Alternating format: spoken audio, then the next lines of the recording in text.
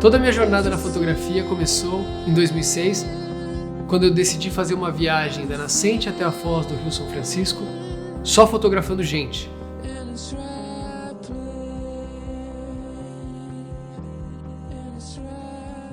Eu entrava na casa das pessoas e perguntava: "Você é brasileiro? Posso fazer um retrato seu, da sua família?"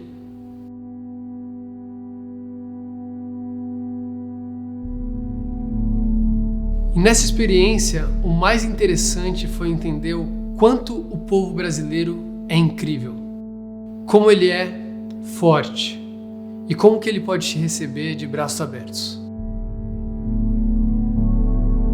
Mesmo ele nunca tendo te visto na vida, ele te oferece um café, um almoço, te convida para sentar. E nesse momento eu fiquei muito entusiasmado com todo esse processo da fotografia. Como eu podia usar ela para me conectar com as pessoas. Nessa viagem, basicamente, eu estava buscando textura. A textura da pele, a textura das casas e uma troca muito verdadeira através do olhar.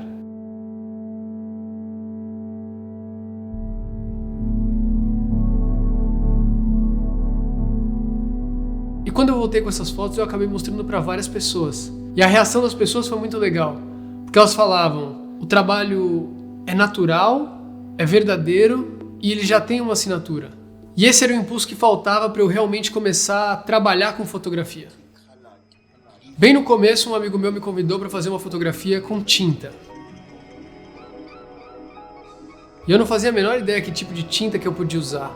Eu fui no lugar mais perto do estúdio, perguntei pro cara qual tipo de tinta que eu podia passar na pele e ele falou que eu podia usar guache. Ele falou pra mim que criança come guache e não morre e eu fiquei com essa frase na cabeça.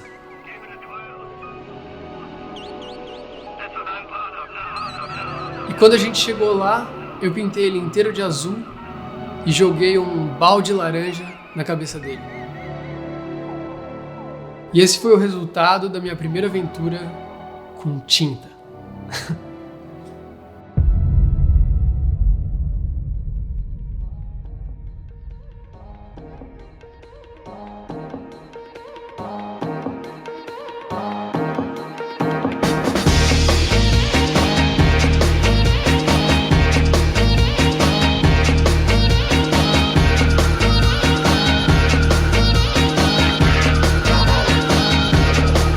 E é muito doido, porque quando você faz uma imagem tão forte de um acidente, abriu uma porta que nunca mais foi possível fechar. E de 2008 até 2010, eu fiz todos os experimentos possíveis com tinta.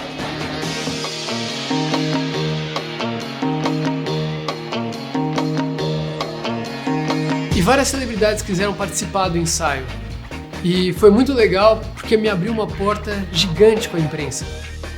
E foi muito no começo da minha carreira, o que foi incrível, porque do dia pra noite, meu nome estava em vários lugares.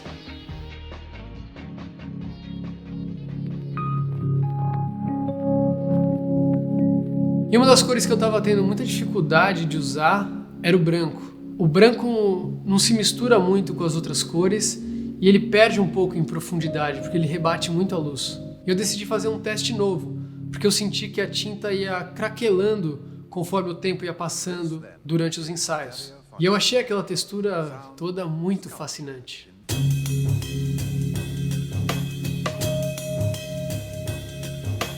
E eu fui entendendo que se eu fizesse várias camadas de guache em cima do rosto da pessoa e aquela casca fosse ficando grossa o suficiente, eu colocava um secador ali para acelerar o processo e a máscara ficava grossa o suficiente para quando eu fosse lá quebrar aquela camada, parecia que a pessoa estava saindo de dentro da casca de um ovo. Daí eu comecei a pensar como trazer cor para dentro dessa ideia. E onde é o lugar que a gente é surpreendido o tempo todo pelas cores mais incríveis? Na natureza.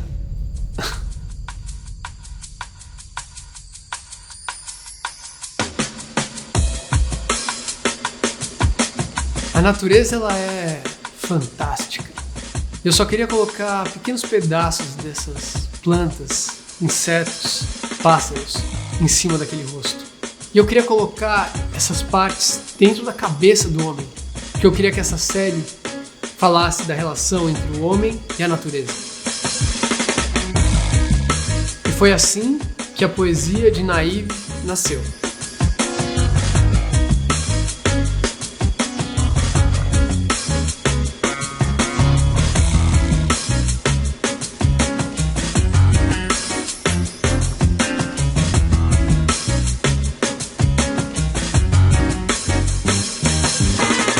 E aí, em 2012, eu fiz a minha primeira exposição individual de Naive. Eu achei um espaço, me associei a uma galeria. Eu não sei se foi por causa do barulho que Sexual Colors tinha feito antes, mas a exposição foi um grande sucesso. E eu descobri também que eu era bom em uma outra parte do mercado da arte, que eram as vendas. Eu consegui vender para os meus amigos, para os arquitetos, para os colecionadores, para as pessoas que eram curiosas pelo meu trabalho.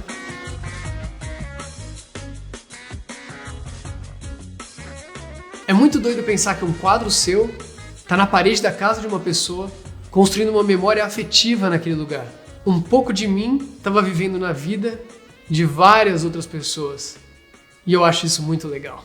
E foi aí que eu decidi transformar o lugar onde eu sempre produzi e trabalhei em uma galeria.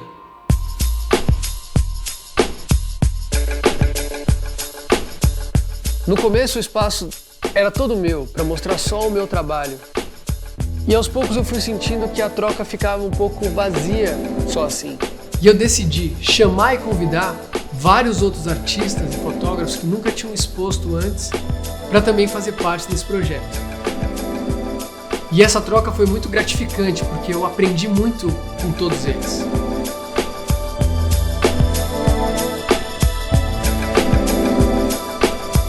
E eu acho que o nível dos artistas foi subindo gradualmente. Cada vez pessoas mais legais, mais importantes, decidiram também fazer parte desse projeto da galeria. E cada vez mais eu fui desmistificando como era trabalhar com aqueles grandes nomes que eu sempre admirei tanto. E isso foi muito legal, porque me mostrou que, como todos nós, eles também têm as ansiedades, as inseguranças, as vontades, e que também eles apertaram um botão um dia e fizeram uma fotografia com uma câmera como a minha, como a sua.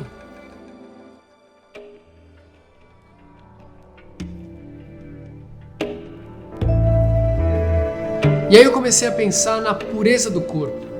O corpo mais perfeito possível, sem nenhuma marca. E aí eu comecei a fotografar os modelos de frente, de costas e dando um pulo. O corpo completamente nu. Os modelos pareciam que estavam embalsamados, flutuando, como se a fotografia pudesse também capturar aquele segundo e deixar eles ali para sempre.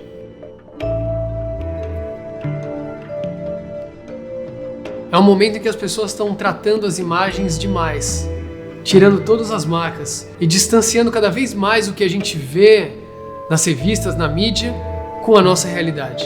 Eu queria fazer um manifesto contra isso. Mostrar que um homem sem marcas era um homem sem história. E aí eu comecei a pensar como eu poderia fazer o papel envelhecer. Eu quis trazer as marcas e as cicatrizes diretamente no papel.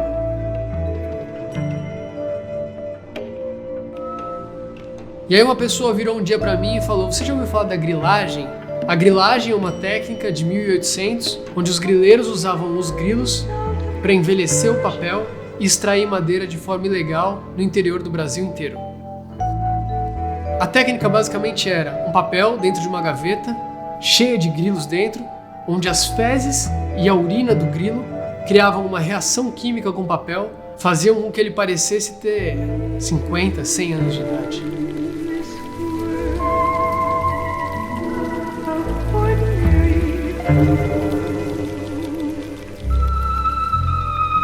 E a fotografia saía de lá completamente transformada, destruída, envelhecida. Mas ao mesmo tempo a fotografia tinha uma áurea etérea, mágica, onde a marca estava em primeiro lugar. E a gente decidiu chamar essa série de Sans Tache, sem marcas. E essa palavra em francês veio porque eu queria ter essa sensação imaculada, pura, renascentista, a descoberta do homem, o renascimento de um novo homem. O homem consegue também entender que o tempo está a seu favor.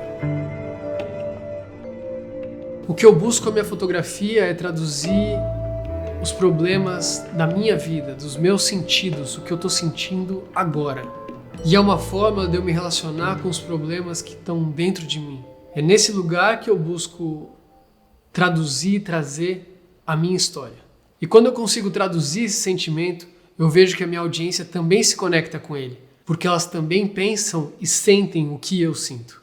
E é aí que eu acho que a imagem ganha força. Pela empatia, ela tem o poder de transformar. Em 2015 eu tinha entendido algumas coisas dentro do meu próprio trabalho. A minha ideia era trabalhar com o homem e os seus conflitos.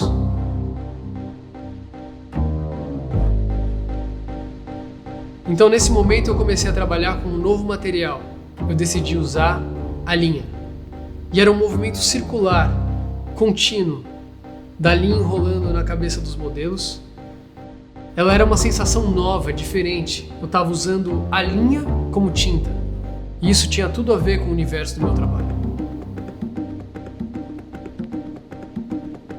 E quando eu comecei a olhar para essa imagem dessa cabeça completamente sufocada por aquela linha, eu comecei a pensar na nossa geração, que também estava completamente sufocada por essa conexão, por esse excesso de conectividade.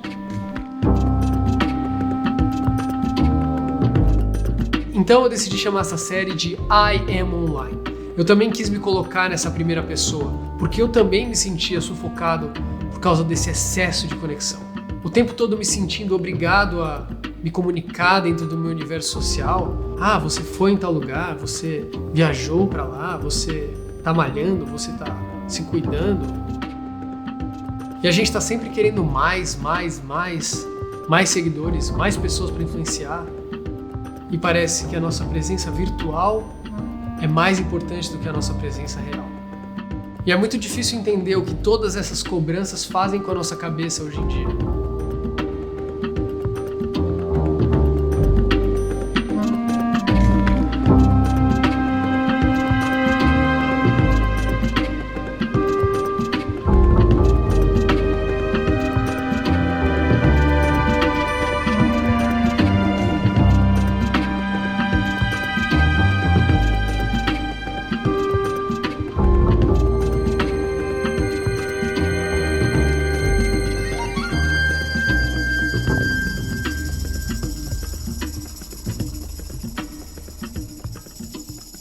Depois desse sentimento sufocante, eu parei para pensar, para meditar e, na verdade, para evoluir dentro do meu próprio processo de criação e entender que tudo que importa, na verdade, está dentro da gente.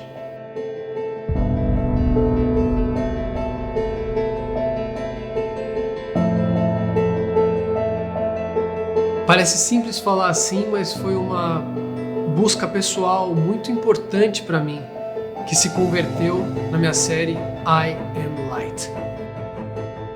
Enxergar que os modelos cobertos com glitter podiam virar essa explosão de luz. É muito simples, é light painting na sua base, é o obturador fechado e esses pontos de glitter desenhando no ar. Era muito novo como imagem, muito moderno, muito colorido, muito vivo, muita luz, parecia um universo, parecia um fogo de artifício, mas na verdade estava querendo representar que a luz está dentro da gente e que olhar para dentro é o que importa.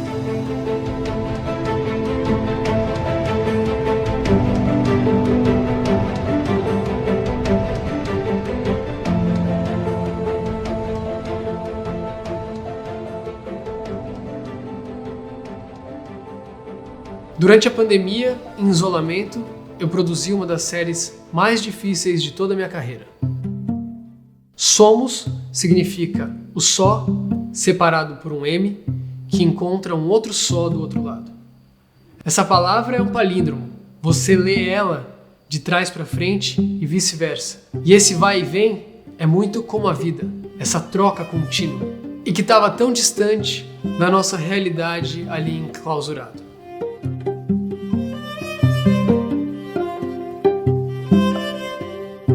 Produzi uma série escura, só usando a cor preta, muito densa, para tentar traduzir, através da minha imagem, o momento mais difícil que passamos até hoje como humanidade.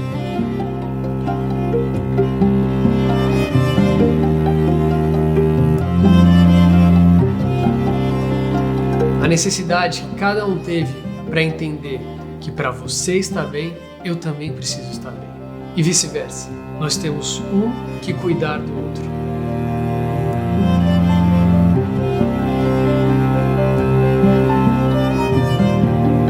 E com essa série eu consegui fazer as pazes com vários dos símbolos que a gente teve que se confrontar durante a pandemia.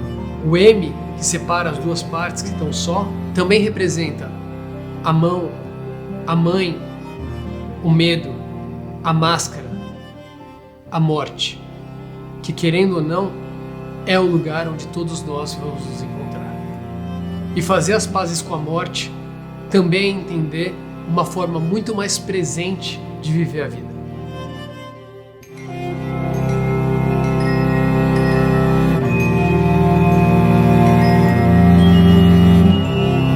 De alguma forma, ele estava ultrapassando o território do pixel.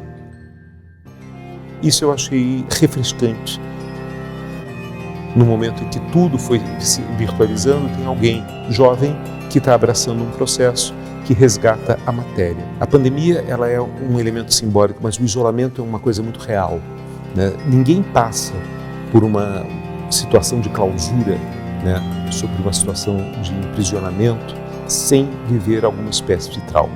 Todos nós vamos ter que reagir criativamente, ou com dor, ou com o que for, a esse trauma.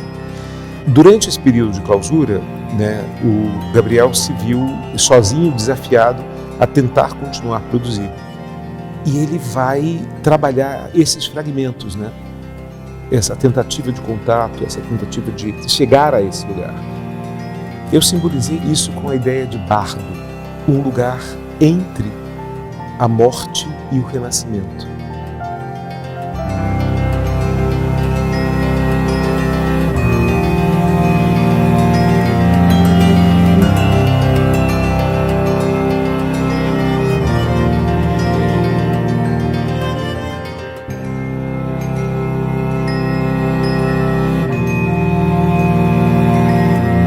Essa pausa fez com que a gente pudesse parar e refletir sobre muita coisa. Com o nosso propósito, com a nossa essência, mas principalmente com o que a gente precisa para ser feliz. Encontrar essa paz também foi uma busca muito forte minha e me fez entender muito mais também sobre o meu trabalho. Construir um discurso forte e entender que as pessoas também podem sentir e aprender através da arte. Esse lugar para mim é o mais especial, o mais verdadeiro. Na verdade, tudo isso também é para vocês, para contar e falar um pouco sobre esse universo infinito de possibilidades que é a arte de ser humano. A nossa geração é a prova viva de que tudo parece durar um segundo. É muito difícil se manter relevante, mas com certeza é uma jornada incrível. Eu também sinto que o que eu estou fazendo é abrir caminho para que uma nova geração de artistas venha poder produzir, expor e vender o seu trabalho de uma forma muito mais simples e fácil do que antes. Na maioria dos dias, eu consigo enxergar onde eu quero chegar. Quando eu me sinto perdido, eu continuo produzindo, eu continuo tentando. Mas o dia a dia me dá energia para sonhar e acreditar que eu ainda posso ir muito mais longe. Mas a ideia que não sai da minha cabeça é: what's next?